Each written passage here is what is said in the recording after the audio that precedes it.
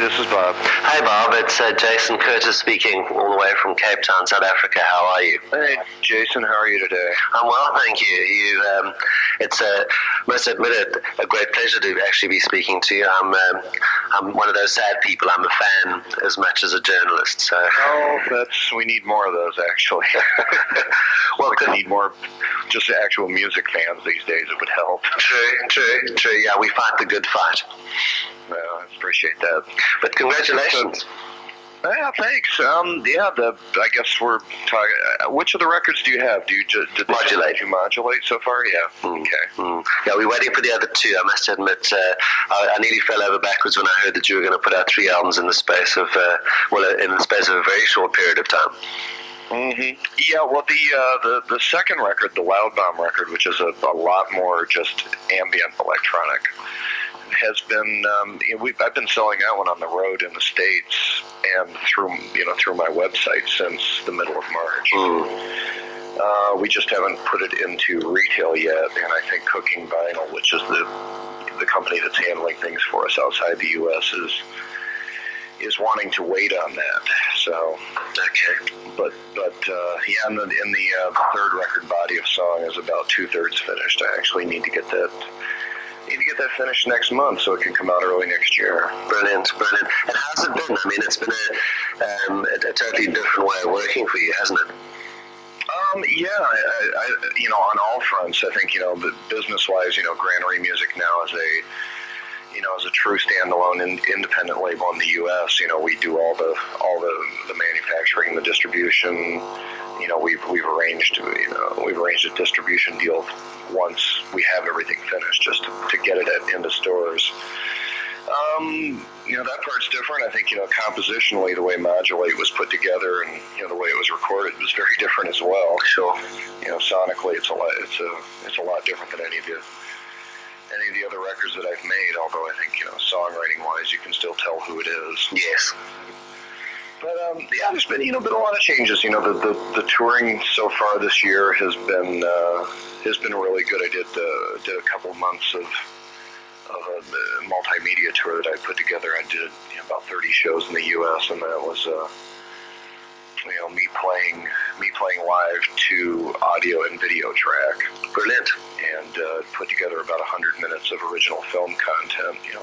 Worked with a lot of different filmmakers in New York to put the show together, and it was again something completely different. I had no idea what it would look like or how it would turn out, and I liked it, and I think people responded well to it too. It was real different for people. That was the idea into all of this. Sure, and I think you've achieved that. I mean, as I say, having only heard Modulate at this point, and just going through the website and seeing what you've been up to, it's almost as if you're in a place where there are no rules, there are no boundaries. The boundaries will be created by you alone should you choose to put them there, which I think is a fantastic place to be as a musician. Yeah, it's that's pretty much how I'm feeling these days, and I think the main reason is deciding not to work with the traditional label system in America. It just takes all the people who have all the ideas that if you just did this, if you just did that, if you just it's like I'm pretty self-aware. I know if I did certain things, I would probably sell more records, but it's I sort of know how to turn the screw to make the two pieces of wood stay together. Sure. If I choose to do that, but it's and that's not saying that I wouldn't do that. It just at this point in my life, I wasn't, my influences the past couple of years, the things I've been listening to musically have very little to do with indie rock. And I think that's probably because indie rock has been such a sad thing for 5 years. It's because you're not making the music anymore, you see. No, it's because a once sort of vibrant formula for putting music together has sort of been aped by those same companies that I just mentioned.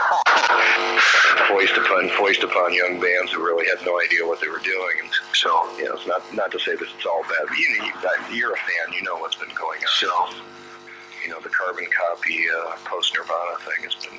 It's a sad state when you think about it. It's been tired for a while, and I think what the kids have been doing, what the kids have been doing. Listen to you.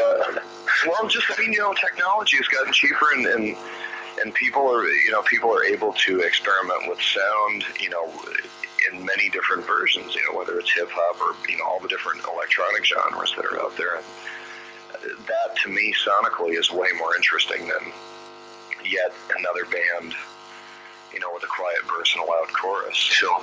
Mm-hmm. Because in a way it was like, it would seem that you almost put yourself in this situation, and wanted to do these albums, not to maybe test yourself, but just to see whether or how you would interpret, the use thereof and what you could come up with as a person.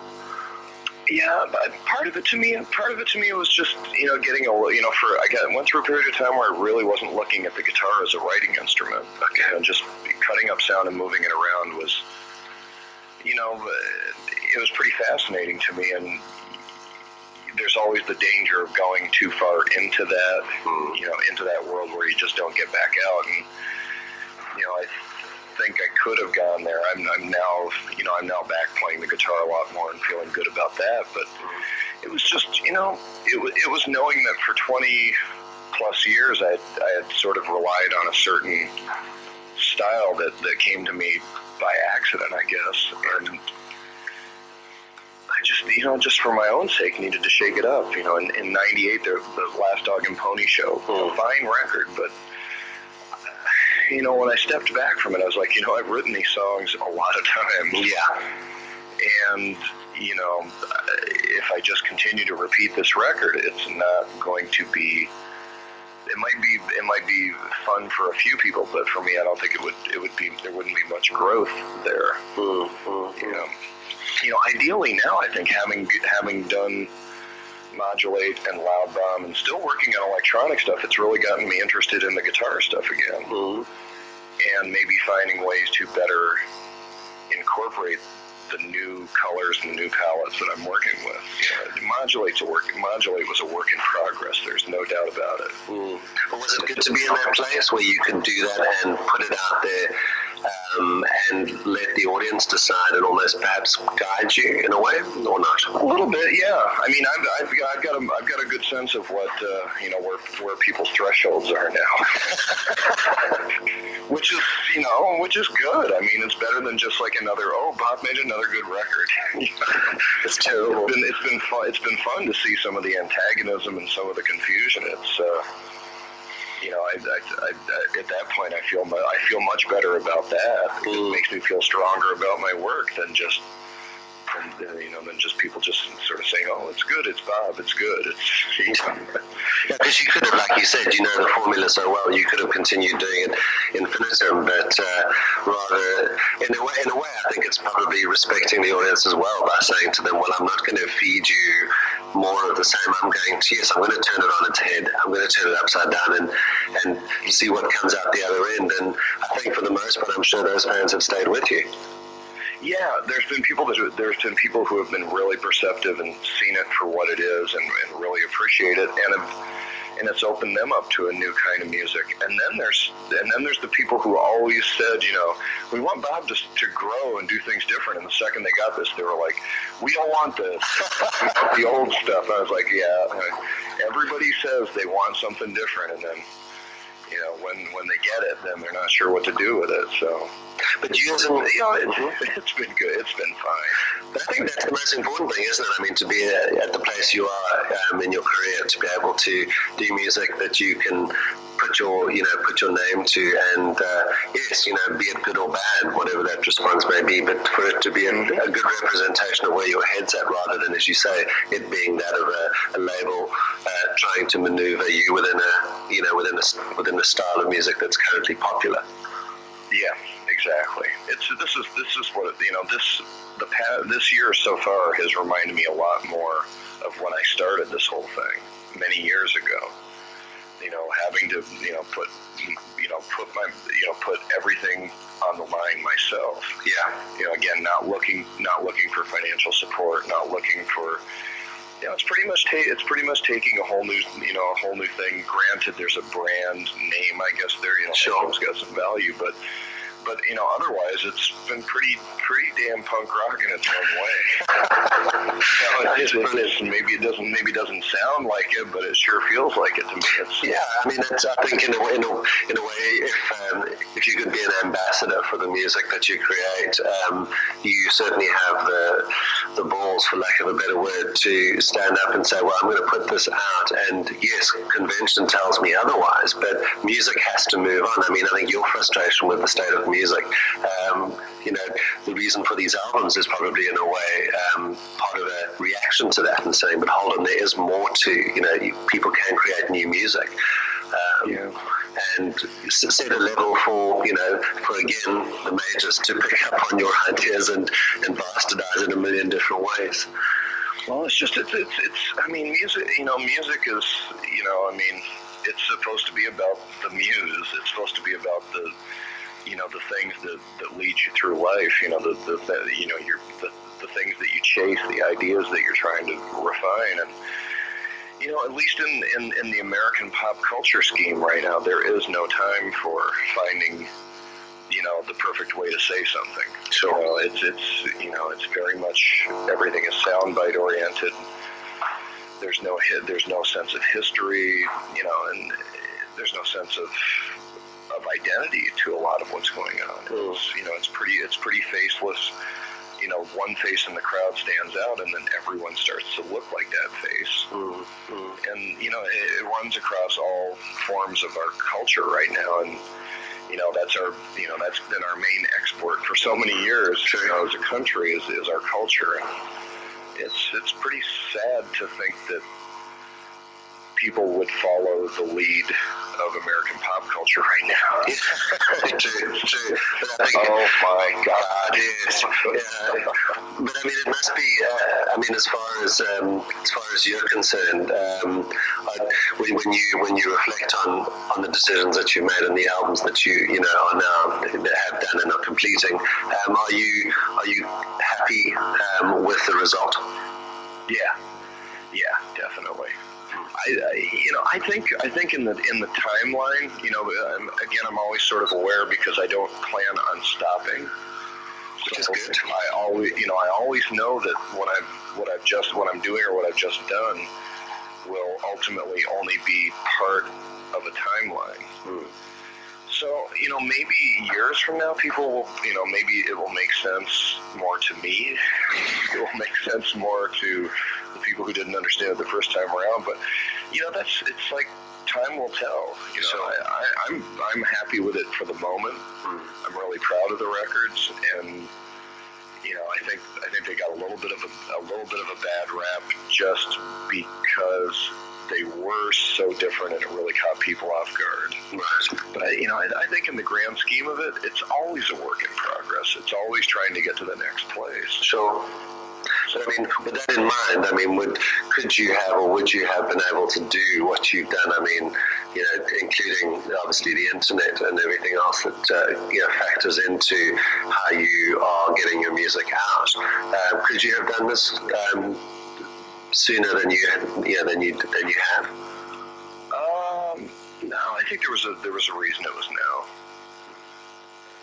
I don't think I would have made these. I don't think I would have made these styles of records any sooner. It was specifically informed by social choices that lifestyle choices I was making in New York. As far as where I would go and what kind of music would surround me. So I think that's got a lot to do with it as well. When I was living in Minnesota, there was nothing but punk rock around, really.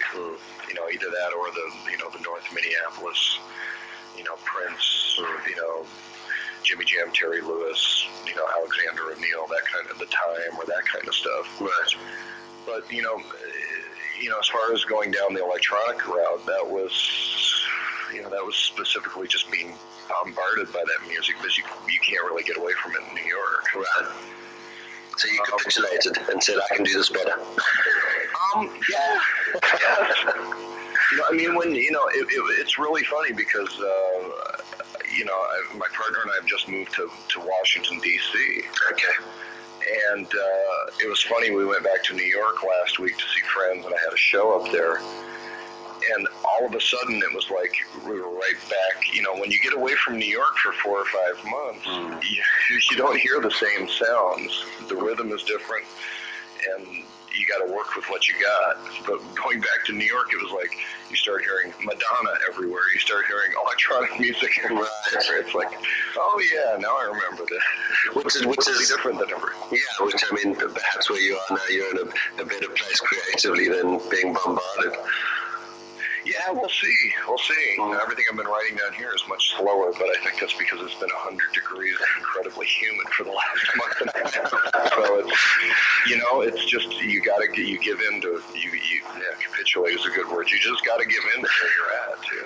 But as I say, I think you've put up the white flag honorably, and I think you've maintained and created a new persona, which I think certainly excites me as a fan, and I think a lot of people as well enjoy the fact that perhaps, yes, they won't get it on first listen, but so, you know, for the first time in a while, that here is music that actually challenges you rather than, yes, hearing Madonna and buying into it immediately. There's more than a couple of layers here. Mm-hmm. Yeah, and I think for the fans, you know, I mean, I tried to sort of point out to people as it was all going by, you know, in 1989 when I put out Workbook, you know, the first 4 minutes of that record confused the hell out of you. And then all of a sudden it was okay. Granted, that was closer to what I had just done, maybe. I don't know. Same instruments, I guess, but. So, you know, this wasn't without precedent, although, you know, it was a pretty hard U-turn. But something, yeah, as you say, in a way, working towards it, but as much as your fans don't know, weren't aware of the path, perhaps in some respects, that's the beauty of it, neither do you, and you're letting it lead you rather than you leading it. Yeah. Yeah, I do, you know, it wasn't so much sitting down and, you know, I knew I needed to do something different, but I had no idea what it was going to be. Well, I think the results are certainly not contrived, and which is I think, like with all the music that you have released, that's part of the magic that gives it its longevity.